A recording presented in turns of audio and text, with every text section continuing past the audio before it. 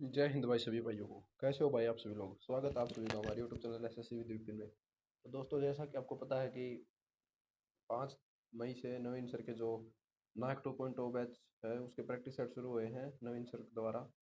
तो इस वीडियो में हम प्रैक्टिस सेट जो पहला है उसका जो फास्ट रिवीजन करने वाले हैं। सभी प्रैक्टिस सेट 30 होंगे। सभी प्रैक्टिस सेटों की पीडीएफ हम अपने टेलीग्राम चैनल पर हैंड रिटन नोट्स की पीडीएफ डाल देंगे बिल्कुल फ्री में। आप टेलीग्राम चैनल को ज्वाइन जरूर करें, लिंक डिस्क्रिप्शन में है।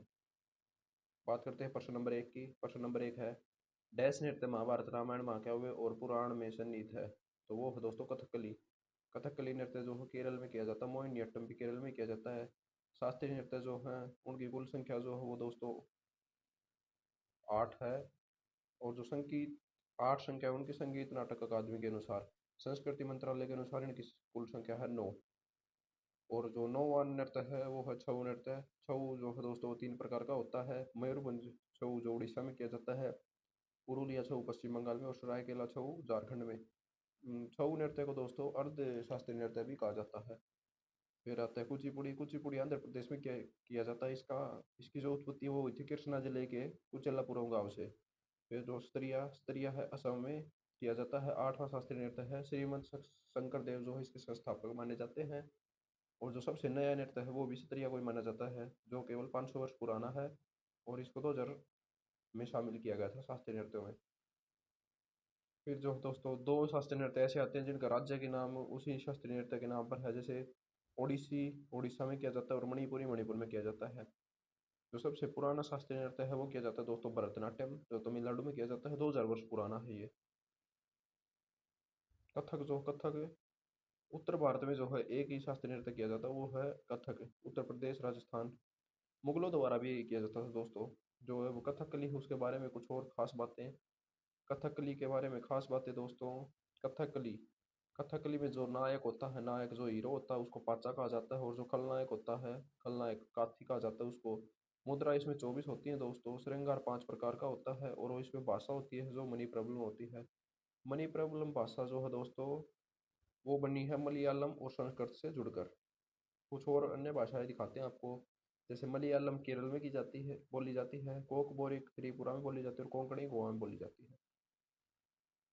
उसके बाद है प्रश्न नंबर 2। प्रश्न नंबर 2, संयुक्त राष्ट्र यूएन का मुख्यालय कहाँ पर स्थित है। इसका मुख्यालय है दोस्तों न्यूयॉर्क सिटी में। जो पहला विश्व युद्ध था वो हुआ था 1914 से 1918 तक। दूसरा विश्व युद्ध 1939 से 1945 तक। जो यूएन के 6 अंग हैं उनके 5 के हेडक्वार्टर अमेरिका में है और जो छठा अंतर्राष्ट्रीय न्यायालय का हेडक्वार्टर वो द हेग नीदरलैंड में है। यूएन की भाषा दोस्तों इंग्लिश और फ्रेंच। यूएन सुरक्षा में परिषद है दोस्तों 15 देश जिनमें से 10 अस्थायी है और 5 स्थायी है। जो भारत है वो भी स्थायी अस्थायी है। अस्थायी सदस्य 2 वर्ष के लिए चुना जाता है। जापान 12 बार चुना गया है और इंडिया दोस्तों 8 बार चुना गया है। एक वर्ष में 5 देश चुने जाते हैं। फिर आता है प्रश्न नंबर 3, अल्फ्रेड नोबेल पुरस्कार की स्थापना करने वाले अल्फ्रेड नोबेल ने किस चीज़ का आविष्कार किया था। तो उसने किया था दोस्तों डायनेमाइट का आविष्कार। अल्फ्रेड नोबेल का जन्म हुआ था 1833 में और मृत्यु हुई थी 1896 में। इनका देश है स्वीडन। फिर आते हैं दोस्तों प्रश्न नंबर 4 पर। भारत में हवाई परिवहन कब शुरू हुआ। भारत में हवाई परिवहन दोस्तों शुरू हुआ था 1911 में। हवाई डाक सेवा थी जो एक जो करी गई थी इलाहाबाद, जो आज प्रयागराज नाम कर दिया गया है। प्रयागराज से नहीं, जो केवल 10 किलोमीटर की यात्रा थी। और प्लेन का नाम था हैम्बर वाई प्लेन। 1932 में टाटा एयरलाइंस बना था जो आज सबसे प्रसिद्ध एयर इंडिगो या एयर इंडिया है। वो 1940 में उसका नाम बदल दिया गया था। हवाई परिवहन दोस्तों नागरिक उड्डयन मंत्रालय के अंतर्गत आता है। वायुयान एक्ट दोस्तों 1934 में आया था। भारत का पहला हवाई अड्डा है जुहू मुंबई। सबसे बिजी एयरपोर्ट जो भारत का वो है इंदिरा गांधी एयरपोर्ट नई दिल्ली। सबसे बड़ा एयरपोर्ट राजीव गांधी एयरपोर्ट हैदराबाद। और सोवा एयरपोर्ट जो है वो है पाकयांग सिक्किम में। सौर ऊर्जा से संचालित विश्व का पहला एयरपोर्ट कौन सा है दोस्तों, वो है कोचिन। पीपीपी मॉडल पर आधारित है। उसके बाद प्रश्न नंबर 5, जनगणना 2011 के अनुसार दशक के दौरान जनसंख्या वृद्धि दर। 2011 की जनगणना दोस्तों सभी इंपॉर्टेंट है सभी एग्जाम्स के लिए। तो इसमें जो दशक की वृद्धि दर रही थी वो थी 17.64%। फिर आते हैं प्रश्न नंबर 6, फॉलो ऑन निम्नलिखित में से किस क्रिकेट प्रारूप से संबंधित है। फॉलो ऑन है दोस्तों केवल टेस्ट मैच में। एक दिवसीय मैच 50 ओवर का होता है। टेस्ट मैच 90 ओवर का होता है और T20 मैच 20 ओवर का होता है।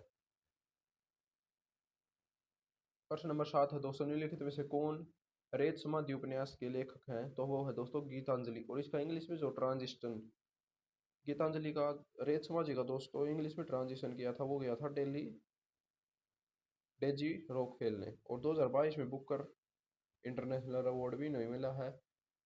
बुकर इंटरनेशनल अवार्ड की शुरुआत हुई थी दोस्तों 2005 में। चलिए आगे चलते हैं। प्रश्न नंबर 8 दोस्तों, गवर्नर जनरल का पद पहली बार किस अधिनियम के अंतर्गत बनाया गया था? वो बनाया गया था दोस्तों गवर्नर जनरल का पद 1833 के एक्ट से। प्रश्न नंबर 9, भारत सरकार अधिनियम 1919 पर आधारित था, मॉन्टेग्यू चेम्सफोर्ड सुधार पर। प्रश्न नंबर 10 है दोस्तों, गवर्नमेंट ऑफ इंडिया एक्ट 1935 को किसकी दास्ता का नया अधिकार पत्र कहा था? जवाहरलाल नेहरू ने कहा था। दास्ता का नया पत्र, गुलामी का नया पत्र भी इसको कहा जाता है। प्रश्न नंबर 11, ब्रिटिश संसद ने भारतीय स्वतंत्रता अधिनियम कब पारित किया? 18 जुलाई 1947 को माउंटबेटन योजना पर वालगनपलान नेहरू जी ने इसे कहा था। किस यूरोपीय समुदाय ने भारत के साथ प्रथम व्यापारिक संबंध स्थापित किए थे? वो भी किए थे दोस्तों पुर्तगालियों ने। भारत में सबसे पहले आया था 1498 में वास्को डी गामा, कालीकट जिन्हें भारत का खोजकर्ता भी कहा जाता है। प्रश्न नंबर 13 दोस्तों, भारत में पुर्तगाली शक्ति का वास्तविक संस्थापक है? तो वो था दोस्तों पुर्तगाली शक्ति का जो वास्तविक